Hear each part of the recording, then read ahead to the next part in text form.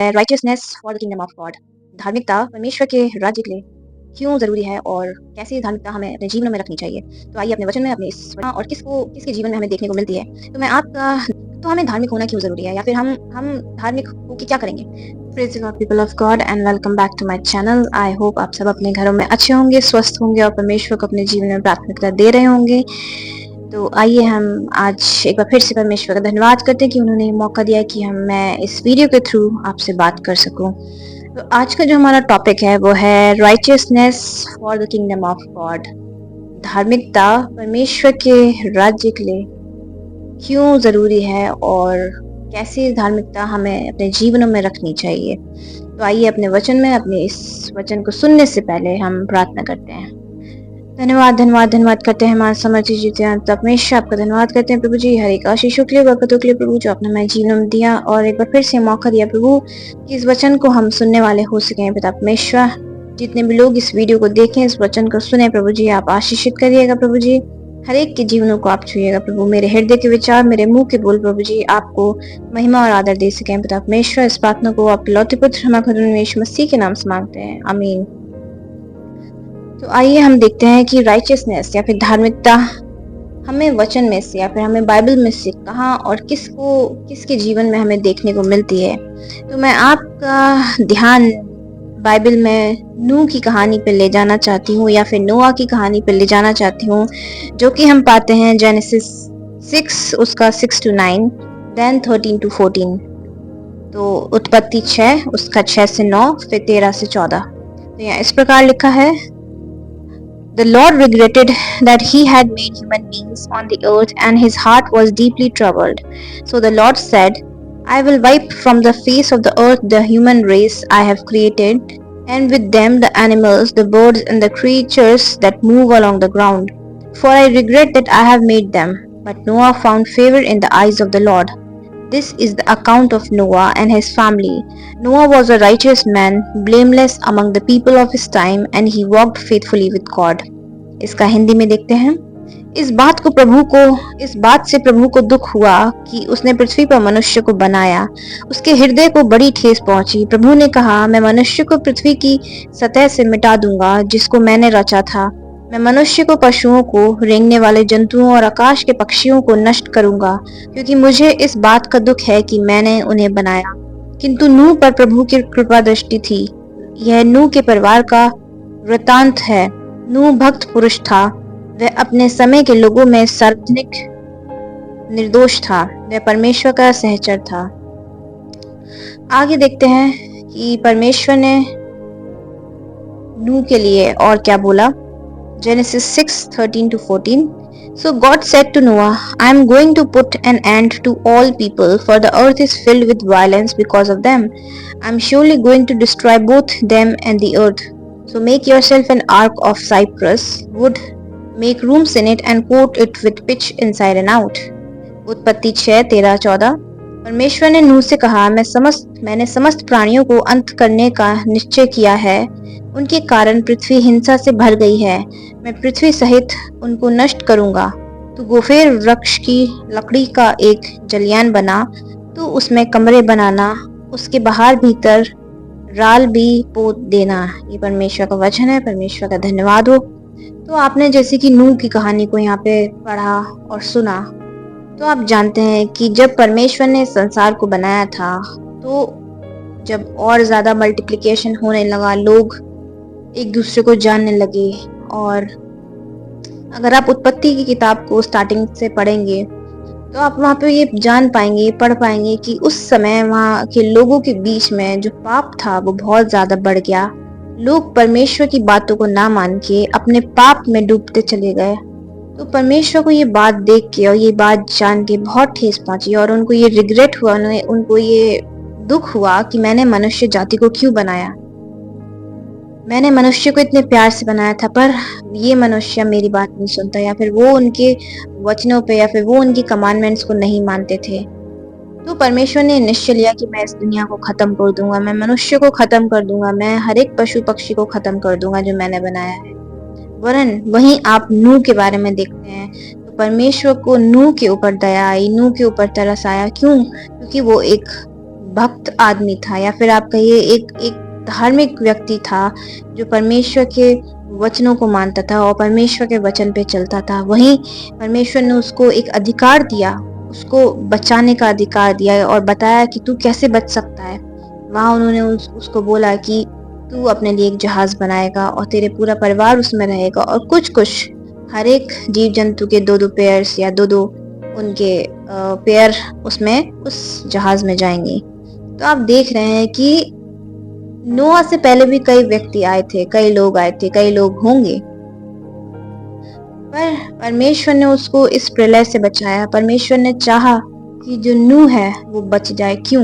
क्योंकि वो एक धार्मिक व्यक्ति था और वो धर्म के मार्ग पे चलना जानता था और सीख चुका था। इसी कारण परमेश्वर की दया और परमेश्वर की वो ब्लेसिंग भरा हाथ उस नूह के ऊपर था, और सिर्फ ना कि सिर्फ नूह पे था, बल्कि उसके पूरे घराने पे था। तो हमें धार्मिक होना क्यों ज़रूरी है, या फिर हम धार्मिक होके क्या करेंगे? तो नेक्स्ट हम देखते हैं वचन से ही इफिशियंस 6 उसका 12 to 15। इफिसियो 6 12 से 15 यहाँ इस प्रकार लिखा है, For our struggle is not against flesh and blood, but against the rulers, against the authorities, against the power of this dark world, and against the spiritual forces of evil in the heavenly realms.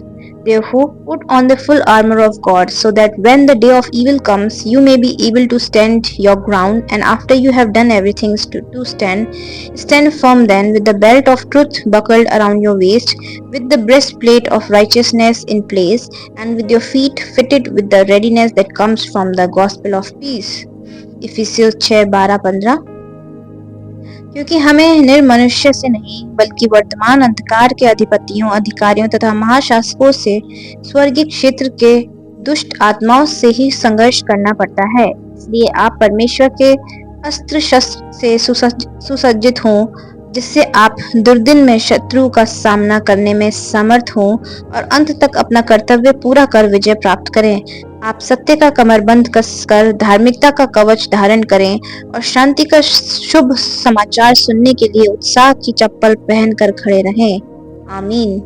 तो जैसे कि आपने देखा, हमने इससे पहले पुराने नियम से नूह की धार्मिकता के बारे में जाना, और कैसे परमेश्वर ने नूह को बचाया, और कैसे परमेश्वर ने नूह को एक थॉट दिया, या फिर उन्होंने एक प्लान बताया कि तुम कैसे इस महामारी से या फिर इस जल प्रलय से बच सकते हो।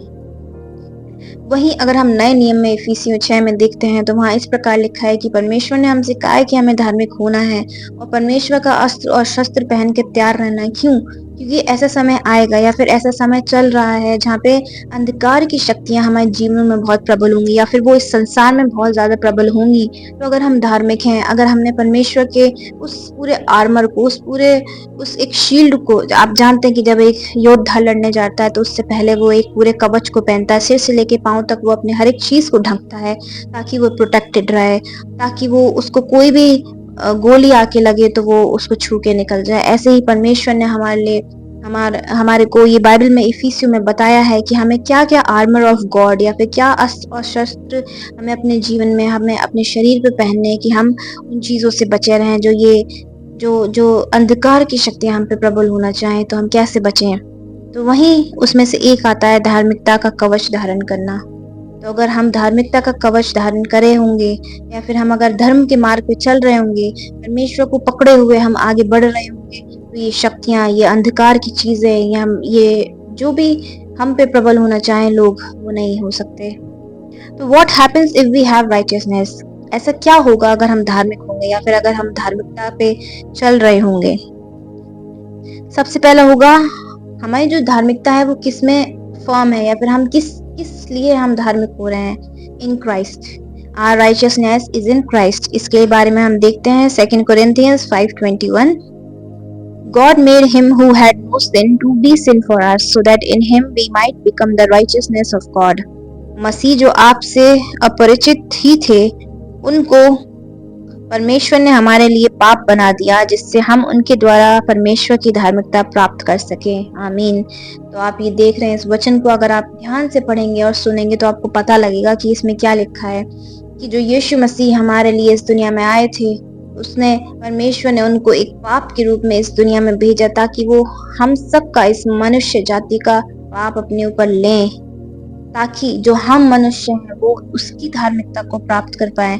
जब उस परमेश्वर ने, उस यीशु मसीह ने उस क्रूस पे अपनी जान दे दी, तो वो हमारे सारे पापों को लेके चला गया ताकि हम धार्मिक बन सकें और हम पिता परमेश्वर में सिद्ध होकर खड़े हो सकें।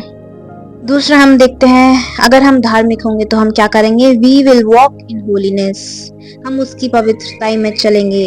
इसके लिए हम देखते हैं 1 John 3:7, Dear children, do not let anyone lead you astray. The one who does what is right is righteous, just as he is righteous. बच्चों, कोई तुम्हें बहकाए नहीं, जो धर्माचरण करता है वह मसीह की तरह धार्मिक है। तो आपको ये साफ साफ समझ में आ रहा होगा कि परमेश्वर हमें क्यों कह रहा है धार्मिक होने के लिए। अगर हम धार्मिक हैं तो हम सीधे रूप से परमेश्वर को अपने जीवन में दर्शा रहे हैं। लास्ट हम देखते हैं, we become instruments of God's justice and order on earth. अगर हम धार्मिक हैं तो हम एक परमेश्वर के एक हम वेसल बनते हैं, या फिर हम उसके लिए एक इंस्ट्रूमेंट बनते हैं जो इस दुनिया में, इस अर्थ में जस्टिस को लेके आएगा और एक ऑर्डर को लेके आएगा। इसके लिए हम देखते हैं 2 Corinthians 5:20, We are therefore Christ ambassadors, as though God were making his appeal through us. As we implore you on Christ's behalf, be reconciled to God. इसलिए हम मसीह के राजदूत हैं, मानो परमेश्वर हमारे द्वारा आप लोगों से अनुरोध कर रहा है। हम मसीह के नाम पर आपसे विनती करते हैं कि आप परमेश्वर से मेल करे रहें।